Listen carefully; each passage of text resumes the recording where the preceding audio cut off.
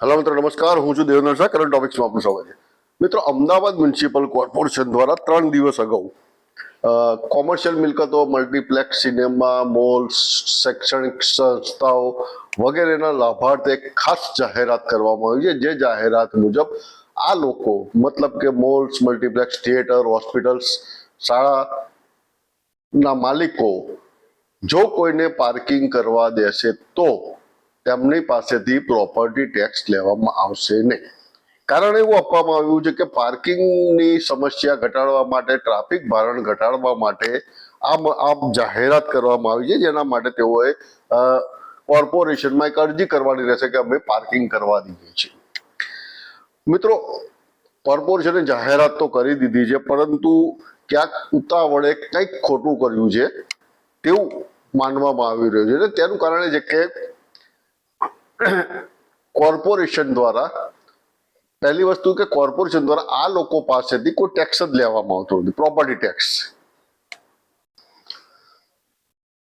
તદુપરાંત કોઈ પણ મિલકતનો પ્રોપર્ટી ટેક્સ વેવ કરવો હોય, મતલબ કે માફ કરવો હોય, તો તેની એક લાંબી પ્રક્રિયા છે કે તે કમિશનરની સહીથી સ્ટેન્ડિંગ કમિટી સમક્ષ રજૂ, સ્ટેન્ડિંગ કમિટી તેને મંજૂરી આપે અને રાજ્ય સરકારની અપેક્ષાએ મંજૂરી આપ્યા બાદ રાજ્ય સરકારમાં મોકલી આપે અને ત્યારબાદ રાજ્ય સરકાર તેને મંજૂરી આપે તો જ કોઈ પણ મિલકતનો ટેક્સ વેવ થાય, માફ થઈ શકે. અહીં આ પ્રકારની વિધિ થઈ જ નથી, કારણ કે નવી બોડી ભાજપના હોદ્દેદાર, ભાજપની નવી બોડી બની નથી, સ્ટેન્ડિંગ કમિટીની રચના થઈ નથી, એટલે વહીવટદાર હતા. એટલે એમ માનવામાં આવતું હતું કે કદાચ વહીવટદારે પોતાની સહીથી પોતાના પાવરનો ઉપયોગ કર્યો હશે, પરંતુ મારા દ્વારા જે તપાસ કરવામાં આવી તેમાં એવી વાત આવી છે કે એમાં કમિશનરની સહીથી જ આ મુજબની જાહેરાત થઈ ગઈ છે. મતલબ કે કોઈ જ વિધિ થઈ નથી, શાસક પક્ષની સદંતર અવગણના કરવામાં આવી છે અને કમિશનરે પોતાના સત્તાનો કહેવાય કે દુરુપયોગ કરીને આ પ્રકારની એક જાહેરાત કરી દીધી છે. હવે મિત્રો, અહીં જોવા લાયક બાબત એ છે કે જે લોકો વર્ષોથી પાર્કિંગ વાયોલેશન કરતા આવ્યા છે, પાર્કિંગમાં દબાણ કરતા આવ્યા છે, પાર્કિંગનો ઉપયોગ સેલર જે પાર્કિંગની સ્પેસ છે તેનો પાર્કિંગ તરીકે ઉપયોગ થતો નથી ને તેની જગ્યાએ અન્ય દબાણ થાય છે, તેવા લોકો માટે જ ફરીથી આ પ્રકારની જાહેરાત કરીને તેમને વધારે પ્રોત્સાહન આપવામાં આવી રહ્યું છે. કારણ કે અગાઉ પણ આ લોકો માટે 2018માં અને છેલ્લે હમણાં 2025માં કોર્પોરેશનના એસ્ટેટ વિભાગ દ્વારા એક પરિપત્ર કરવામાં આવ્યા હતા કે આ લોકોએ તેમના ગેસ્ટ પાર્કિંગ માટે પણ 10% કે 20% જગ્યા રાખવી, પ્રોવાઈડ કરવી. પરંતુ શરમજનક બાબત એ છે કે ગેસ્ટ માટે નહીં, પરંતુ જે તે કોમ્પ્લેક્સના માલિકો પોતે માટે પણ અંદર પાર્કિંગની જગ્યા નથી હોતી અને ઓન રોડ પાર્કિંગ કરવા પડે છે, અથવા તો જે ગ્રાઉન્ડ ફ્લોર છે એનો પાર્કિંગ તરીકે ઉપયોગ થાય છે. અને આ તેમ છતાં કોર્પોરેશનના એસ્ટેટ અને ટેક્સ વિભાગ સંયુક્ત રીતે આ લોકોની તરફેણ કરીને આ લોકો માટે ફરી એક વખત લાલ જાજમ બિછાવીને તેમને લાખો કરોડો રૂપિયાનો ફાયદો કરાવી રહ્યા છે. કોર્પોરેશન દ્વારા 2-3 વખત ઇમ્પેક્ટના કાયદા લાવવા, 2003માં, 2012થી 18 અત્યારે હાલ પણ ઇમ્પેક્ટના કાયદા લાવવામાં આવ્યા. ઇમ્પેક્ટના કાયદામાં આ પાર્કિંગની અરજીઓ મંજૂરે કરી છે, તેમ છતાં પાર્કિંગ પ્રોવાઈડ થતા નથી. એક નહીં અનેક મિલકતોમાં હાલની તારીખમાં પણ પાર્કિંગની જગ્યા પર દબાણો થઈ ગયા છે. અને આ બાબત જો સીધી રીતે સમજવી હોય તો સૌથી શ્રેષ્ઠ દાખલો 2023-24નો જે છે એ પેલેડિયમ મોલનો પણ છે. પેલેડિયમ મોલનો દાખલા આપતા પહેલા એક વસ્તુ અહીંયા સ્પષ્ટ કહી દઉં કે જે પાર્કિંગની જગ્યા છે, આ લોકોએ જે GDCR મુજબ પાર્કિંગની જગ્યા પ્લાનમાં બતાવી છે કે મતલબ કે આટલા વાળનું બાંધકામ થશે અને તેના માટે નિયમ મુજબ આટલું 30% કે 40%, ધારો કે 1000 ચોરસ મીટરનું બાંધકામ થાય છે તો 300 ચોરસ મીટરનું પાર્કિંગ ત્યાં સભાસદો માટે મતલબ કે મેમ્બર્સ માટે છોડવામાં આવશે અને તેના 20% કે 10% નિયમ મુજબ પાર્કિંગ ગેસ્ટ માટે રહેશે. હવે કોર્પોરેશને તો એક સામાન્ય પરિપત્ર કરી અને કહી દીધું કે કોર્પોરેશનની માત્ર ટેક્સ વિભાગે એક પરિપત્ર કરી અને જાહેર કરી દીધું કે આ લોકો પાસેથી પાર્કિંગના પૈસાની ટેક્સની આકારણી પાર્કિંગનો જે સ્પેસ છે તેની ટેક્સ લેવો નહીં. હવે આના માટે નથી સ્ટેન્ડિંગ કમિટીની મંજૂરી લેવામાં આવી, આના માટે નથી રાજ્ય સરકારની મંજૂરી લેવામાં આવી, અને બારોબાર આ મુજબની એક પરિપત્ર 2015માં થઈ ગયો હતો. બીજી બાબત એ છે કે કેટલાક જગ્યાએ જોવામાં આવે છે કે આવા જે મોલ્સ છે, જે મલ્ટીપ્લેક્સ છે, આ લોકો પાર્કિંગ, તેમનું જે પાર્કિંગ સ્પેસ છે, સેલર છે કે ગમે તે ભાડે આપી દે છે. મતલબ કે થર્ડ પાર્ટી દ્વારા તે ચલાવવામાં આવે છે અને તેના દ્વારા ચાર્જેબલ પાર્કિંગ થાય છે. અને ઘણી વખત થર્ડ પાર્ટીને ના આપે તો તેમ છતાં પણ જે તે પાર્કિંગ મિલકતના માલિકો પોતે જ તેમના સિક્યુરિટી ગાર્ડ્સ કે તેમના સભ્યો રાખીને પાર્કિંગનો ચાર્જ વસૂલ કરતા હોય છે. મતલબ કે આ મિલકત ભાડે અપાઈ ગઈ છે અથવા તો તેના ચાર્જ વસૂલ કરવામાં આવે છે, તેમ છતાં તેનું સિંગલ એટલે કે સેલ્ફના ધોરણે આકારણી થાય છે. જ્યારે તમે કોઈ આ મિલકત ભાડે આપી છે તો તેનું અધર્સ તરીકે એટલે કે ભાડવાત તરીકે તેનું આકારણી થવી જોઈએ, તે મુજબ તેનું ટેક્સ લેવો જોઈએ. હવે જે ફરીથી હું આપને કહું છું કે પેલેડિયમ મોલની જે મેં વાત કરી એ હવે શરૂ કરું છું કે 2023-24માં પેલેડિયમ મોલના આ મોટું એક કમ્પાઉન્ડ ટેક્સ વિભાગનું બહાર આવ્યું હતું કે તે વખતે કોર્પોરેશન દ્વારા તેની સિંગલ પાર્કિંગ એટલે મીન્સ કે સેલ્ફ તરીકે તેની આકારણી થઈ હતી ને તેનો 39 લાખનો ટેક્સ આવ્યો. આજની તારીખમાં પણ ત્યાં 41 લાખ ટેક્સ આવે છે, 2%ના જે વધારા લેખે. મતલબ કે અધર્સ લેખે હજી સુધી ત્યાં પાર્કિંગ તેની એસેસમેન્ટ કરવામાં આવ્યું નથી, ચાર્જેબલ પાર્કિંગ હોવા છતાં.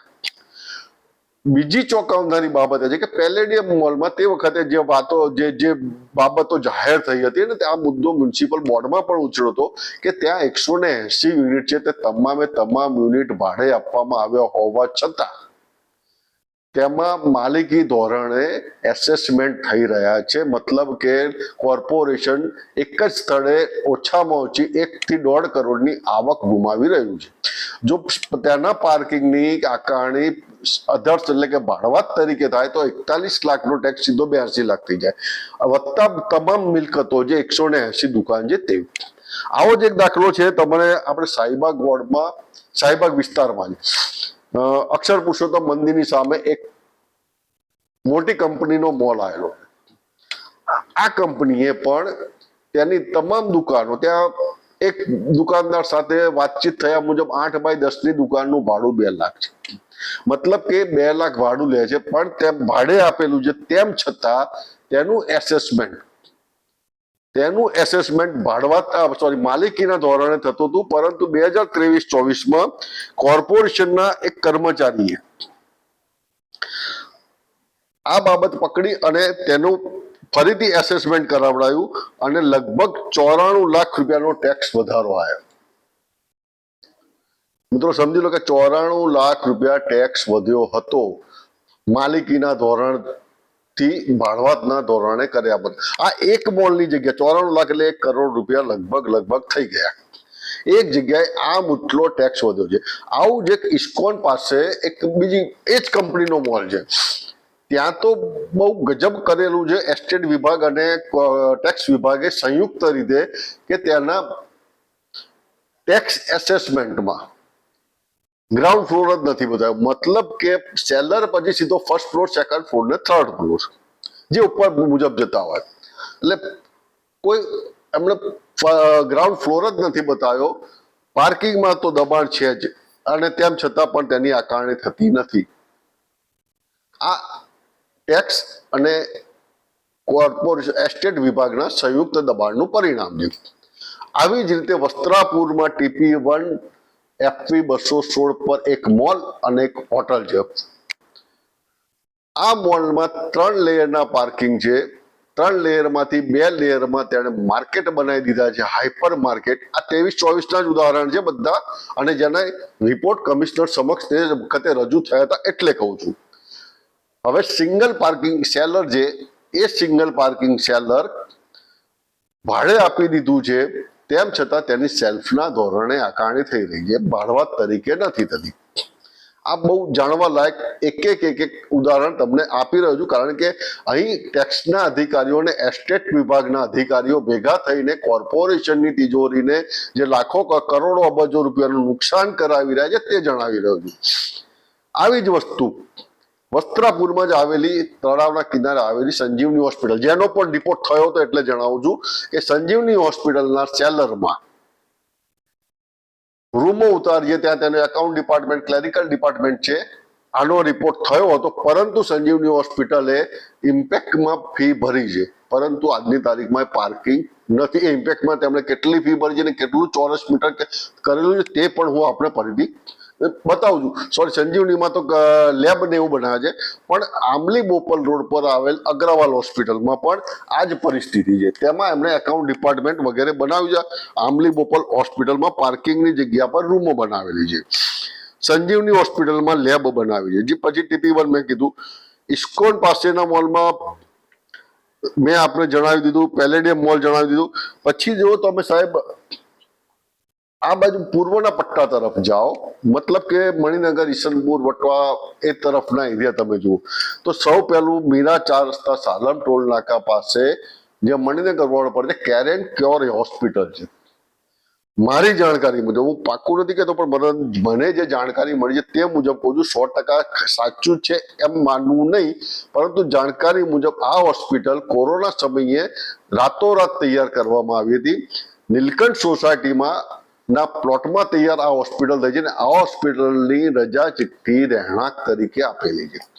પ્લાન મંજૂર રહેણાંક તરીકે આપેલા છે. તેના સેલરમાં પાર્કિંગ બતાવેલું છે, પરંતુ સેલરમાં દબાણ છે. 2 વ્હીલર બધા નીલકંઠ સોસાયટી બાજુમાં નીલમકુંજ કે એવી કોઈ સોસાયટી છે, તેની અંદર 2 વ્હીલર પાર્કિંગ થાય છે. અને મેનેજમેન્ટ દ્વારા બાજુમાં જૂનું મકાન લેવામાં આવ્યું હતું, કદાચ હોસ્પિટલ એક્સટેન્શન થતું હશે, એટલે ત્યાં અત્યારે ડિમોલિશન કરીને મેદાન કરવામાં આવ્યું છે. તો ત્યાં અત્યારે હાલ 2 વ્હીલર ને બીજા 4 વ્હીલરના પણ પાર્કિંગ થઈ રહ્યા છે. શરમજનક બાબત એ છે કે અહીંયા દર્દીના સગા અને સ્વજનોને બેસવા માટેની કોઈ જ જગ્યા નથી. જમવું હોય તો 4 મકાન દૂર ઉપરના બીજે કે ત્રીજે માળે હોય છે, એટલે કે ઉંમરલાયક વ્યક્તિ ત્યાં જઈ શકતા નથી. અને જો તમે ક્યારેક જાઓ તો ત્યાં દર્દીના સગા કોઈ કારની આડસમાં બેસીને ક્યાંક બિચારા જેમ હાઈવે પર જેમ ઝાડના છાયા બેઠા હોય કારની આડસમાં કે કોઈ વાહનની આડસમાં બેસીને જમતા હોય છે. દર્દીના સ્વજનોને ત્યાં બેસવા માટે ખુરશી પણ ફાળવવામાં આવતી નથી. આ એક છે. બીજી છે ધબકાર હોસ્પિટલ બાલવાટિકા પાસે. આ સ્વ અનુભવો છે. તેના પાર્કિંગમાં જે પાર્કિંગ છે તેનો ઉપયોગ માત્ર તબીબો માટે થાય છે. અને જો કોઈ દર્દીના સ્વજન જાય તો ત્યાં સામે કોર્પોરેશનનું પાર્કિંગ છે, જે 2 વ્હીલરના ત્યાં 80 રૂપિયા લેવામાં આવે છે. નવા મેયરશ્રી અને સ્ટેન્ડિંગ ચેરમેનશ્રી જરા સાંભળી લેજો. કોર્પોરેશનના નિયમ મુજબ 10 કે 15 રૂપિયા હોય છે, ત્યાં 80 રૂપિયા લેવામાં આવે છે. ધબકાર હોસ્પિટલમાં પાર્કિંગનો ઉપયોગ દર્દીઓના સ્વજનોને કરવા દેવામાં આવતો નથી. અને પછી આમને કોર્પોરેશન પ્રોપર્ટી ટેક્સ માફ આપે છે. આ બીજું દાખલો. ઈસનપુરમાં ડોક્ટર સૌરીનભાઈ ઉપાધ્યાયની હોસ્પિટલ છે. 7 માળની હોસ્પિટલ છે. Main road touch hospital. 1500 ચોરસ મીટરનું બાંધકામ. GDCRના નિયમ મુજબ ઓછામાં ઓછું 30% પાર્કિંગ સ્પેસ જોઈએ. પરંતુ આ હોસ્પિટલમાં મારી જોડે તેની રજા ચિઠ્ઠી છે બાંધકામની, તેમાં માત્ર 100 ચોરસ મીટર બાંધકામ પાર્કિંગ છે. એટલે કે 6 થી 7%, જે 30% જોઈએ એની જગ્યાએ 6 થી 7% પાર્કિંગ બતાવેલું છે.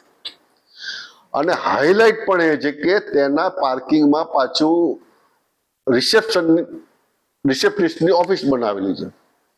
જેટલું પાર્કિંગ છે એટલામાં 2 વ્હીલર ઉભા રહે છે, બાકી 4 વ્હીલર્સ માટે બહાર ઓન રોડ પાર્કિંગ થતા રહે છે. આ ઓન રોડ પાર્કિંગ આવી જ એક હોસ્પિટલ જે મને ખુદનો કડવો અનુભવ ગયા 1 સપ્તાહ પહેલા થઈ ગયો છે. હેલ્મેટ 4 રસ્તા પાસે આવેલી કાઇઝન હોસ્પિટલ, નવરંગપુરા, નારણપુરા, પશ્ચિમ ઝોન. ત્યાં પણ સેલરમાં દબાણ છે. પાર્કિંગમાં ફર્સ્ટ ફ્લોર પર દબાણ છે. સ્ટાફના 2 વ્હીલર ગ્રાઉન્ડ ફ્લોર પર પાર્ક થાય છે. અને દર્દીના સ્વજનો આવે છે, તેમને ઓન રોડ પાર્કિંગ કરાવવાની ફરજ પાડવામાં આવે છે. અને કોર્પોરેશનના એસ્ટેટ વિભાગ દ્વારા કે પછી પોલીસ ડિપાર્ટમેન્ટ દ્વારા આ વાહનોને લોક થાય તો પછી એ સ્વજનો, જે દર્દીના સ્વજનો મજબૂરીથી ત્યાં આવેલા છે, તેઓને મજબૂરીથી 1,000-2,000 રૂપિયાની પેનલ્ટી કરવી પડે. ખરેખર આવા કારણોસર જે તે કોમ્પ્લેક્સ સામે પગલાં લેવામાં શા માટે નથી આવતા, તે સૌથી મોટો પ્રશ્ન છે. જો ત્યાં દબાણ છે તો દબાણ કોણે કર્યું છે? જે તે મિલકતના માલિકે દબાણ કર્યું છે. તેમ છતાં તેમની સામે પગલાં લે, તેમણે કરેલા દબાણને દૂર કરવાના બદલે દર્દીના સ્વજનોને, જેમને મજબૂર થઈને ત્યાં રોડ પર પાર્કિંગ કરવાની ફરજ પાડવામાં આવે છે, તે લોકોએ કરવું પડે છે. હોટેલોમાં પણ આ જ પરિસ્થિતિ છે. મોટા ભાગની હોટલોએ પાર્કિંગમાં દબાણ કરી દીધા છે, તેમ છતાં પણ તેમને ટેક્સ માફ આપવામાં આવે છે. અને ચોંકાવનારી બાબત એ છે કે મોટા ભાગની હોટલો તેમના રૂમ ટેરિફની અંદર પાર્કિંગનો ચાર્જ ગ્રાહકો પાસેથી વસૂલ કરી લે છે. તો પછી આ લોકો પાસેથી અધર્સની આકારણી શા માટે નથી થતી? મતલબ કે મ્યુનિસિપલ ટેક્સ વિભાગ અને મ્યુનિસિપલ એસ્ટેટ વિભાગ સંયુક્ત રીતે પાર્કિંગમાં દબાણ, એસ્ટેટ વિભાગ પાર્કિંગમાં દબાણ થવા દે છે, મિસયુઝ થવા દે છે, તેને તોડતો નથી. અને ટેક્સ વિભાગ એ જ દબાણ, એ જ જગ્યાનું કોઈ ટેક્સની આકારણી કરતા નથી. એ ભાડે આપી દીધા છતાં તેની ભાડવત તરીકેની પણ આકારણી કરતા નથી. અને તેમ છતાં આ નવો એક જાહેરાત કરી છે કે ભાઈ તમે પાર્કિંગ આપશો તો તમને માફ કરવામાં આવશે. અહીંયા ફરજ પાડવી પડે કે તમે નહીં આપો તો તમારી પાસેથી મહિને લાખ રૂપિયા પેનલ્ટી લઈશું. તેની જગ્યાએ એમ કહેવામાં આવી રહ્યું છે કે તમે આપશો તો બાપા અમે તમારા મહિને લાખ રૂપિયા માફ કરીશું, લાખ કે 2 લાખ રૂપિયા તમારો જે ટેક્સ આવતો હશે તે માફ કરીશું. હવે થોડા ફ્લેશબેકમાં જઈએ અને આ માટે સત્તાધારી પક્ષને સાઈડમાં રાખીને, ખોરાણે મૂકીને જે તે સમયે જે પરિપત્ર થયા છે અને જે સત્તાના દુરુપયોગ થાય છે તે પણ તમને થોડાક વાંચી સંભળાવું છું. ખરેખર વાંચવા લાયક છે, જાણવા લાયક છે કે અધિકારીઓ તેમની મનમાની કેટલી હદ સુધી કરી શકે છે, સત્તા પક્ષને કેટલી હદ સુધી ખોરાણે મૂકી શકે છે, તે પણ જાણવું જરૂરી બને છે દરેક માટે. મિત્રો, એક પરિપત્ર સર્ક્યુલર થયો હતો 2015-16માં, 28/9/2015, સર્ક્યુલર નંબર 2 ટેક્સ વિભાગ દ્વારા કરવામાં આવ્યો. એમાં પહેલું એમ છે કે કોમર્શિયલ મિલકતોમાં શોપિંગ મોલ, થિયેટર હોય તો અન્ય આ પ્રકારની મિલકતોમાં પેડ પાર્કિંગ હોય તે કિસ્સામાં જ પાર્કિંગ એરિયાનું કુલ ક્ષેત્રફળ ગણી 35% રનવે બાદ આપીને આકારણી કરવી. એક તો તમે સેલ્ફ તરીકે આકારણી કરો છો અને 35% તમે અલગથી આપો છો, બાદ આપો છો.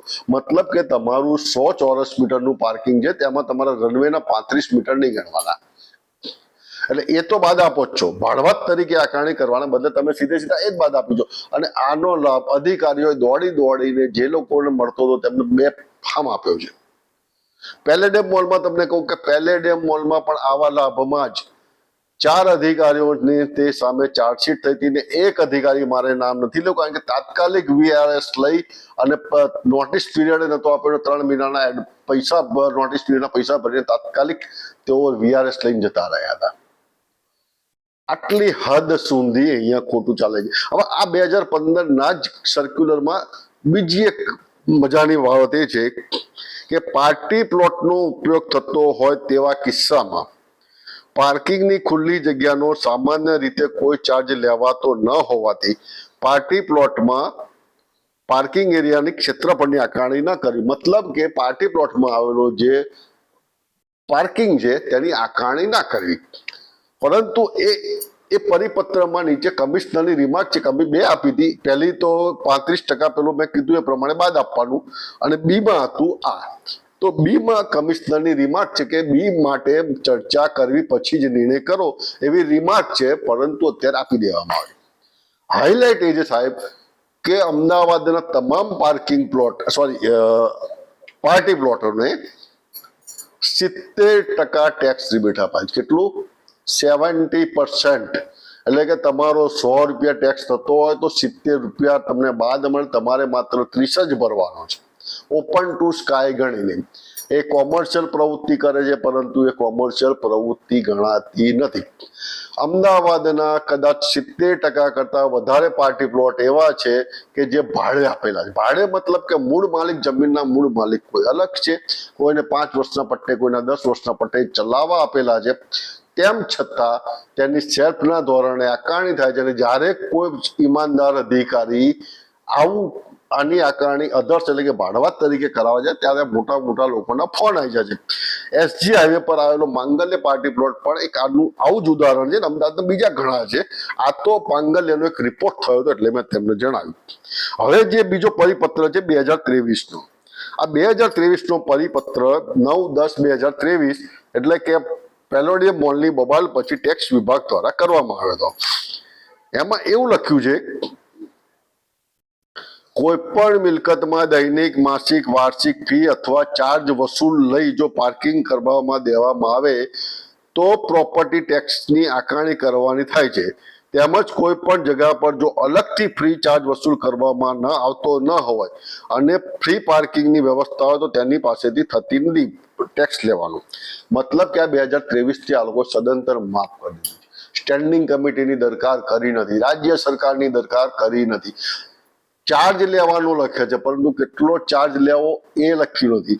જ્યારે તમે ભાડે આપો છો અને જેનો ચાર્જ લેવા છે, જ્યારે થર્ડ પાર્ટી તે ચલાવે છે તો તેની સેલ્ફની આકારણી શા માટે થાય છે તેનો કોઈ જ ઉલ્લેખ આ લોકો કરતા નથી. અને રાજ્ય સરકારની પણ મંજૂરી લેવાની ટેક્સ વિભાગ દ્વારા કે એસ્ટેટ વિભાગ દ્વારા કોઈ પણ દરકાર કરવામાં આવતી નથી. ખરેખર તો એસ્ટેટ વિભાગે ઇમ્પેક્ટમાં ના મંજૂર થયેલી અરજીઓમાંથી આવા દબાણો દૂર કરવા જોઈએ. તેના બદલે આ લોકો માટે લાલ જાજમ પાથરી રહ્યા છે અને દોડીને તેમને મદદ કરી રહ્યા છે. તે ખરેખર ખૂબ શરમજનક બાબત છે. તમારો કે મારો જો 5,000 રૂપિયાનો ટેક્સ બાકી હશે તો નાની દુકાન હશે તો એને સીલ મારી જશે, પરંતુ આ લોકોના 50-50 લાખ રૂપિયા રાતોરાત માફ થાય છે અને તેના માટે કોઈ જ કશું કહેનાર નથી. ખરેખર શરમજનક બાબત છે, શાસક પક્ષ માટે પણ, આમ જનતા માટે પણ કે અને અધિકારીઓ માટે પણ, કે તમે લોકો પ્રજાના પૈસાનો દુર્વ્યય કરી રહ્યા છો. કોર્પોરેશનની તિજોરીને વર્ષે દાડે 100-200 કરોડનું નુકસાન કરી રહ્યા છો. હવે તો કંઈક આગળ કરો, સુધારો. અને પહેલા તો આ માફી આપતા પહેલા તો આ લોકો પાસેથી ટેક્સ વસૂલાત કરો કે ભાડે તમે આપેલું પાર્કિંગ છે તો તેની સેલ્ફની આકારણી કેમ થાય છે તે જુઓ. અમદાવાદના પાર્ટી પ્લોટોમાં, અમદાવાદના મોલ્સ, આ તમામ તમે કોઈ પણ મોલ જોઈ લેજો, તેમાં નાની અલગ કંપનીના કાઉન્ટરો છે. આ બધા ભાડે આપેલા છે, તેમ છતાં તેની સેલ્ફની આકારણી કરે છે. અને જો તમે તમારા ઘરમાં એક નાનકડો શેડ આગળ જો 5 ફૂટનો બાંધી દીધો હશે તો રાતોરાત એસ્ટેટ વિભાગ ક્યાં તોડવાઈ જશે અને એ નહીં આવે તો ટેક્સ વાળાની આકારણી કરી જશે. આ સચ્ચાઈ છે, આ તથ્ય છે. આ તથ્યને સમજવું પડશે, આનો સામનો કરવો પડશે અને આપણે જ અવાજ ઉઠાવવો પડશે કે આ લોકો માટે લાલ જાજમ શા માટે છે. તમે પાર્કિંગ GDCR મુજબ પાર્કિંગની જગ્યા બતાવો છો પ્લાનમાં, તો પછી પાર્કિંગનો ટેક્સ શા માટે લેતા નથી? પહેલી તો વસ્તુ એ છે. અને બીજી વસ્તુ કે તમે ખાલી પાર્કિંગ કરવા દેવામાં આવશે તો ટેક્સ માફ કરશું તેમ કયા આધારે કહી શકો છો? તેનો જવાબ કમિશનરે, ટેક્સ એસેસરે, ડેપ્યુટી કમિશનરે કે એસ્ટેટ ઓફિસરે, કોર્પોરેશનના એસ્ટેટ ઓફિસરે જવાબ આપવો પડશે. જાહેર જનતાને જવાબ આપવો પડશે. નવા મેયરને, નવા સ્ટેન્ડિંગ ચેરમેનને પણ આપવો પડશે. અને હું આશા રાખું છું કે નવા મેયર અને નવા ચેરમેન આના જવાબ જરૂર માંગશે અને જાહેર કરશે કે આ કોની મંજૂરીથી આવું થઈ રહ્યું છે. આશા છે આ વિડીયો આપને પસંદ આવી હશે. જય ભારત, જય હિન્દ, જય ગરવી ગુજરાત.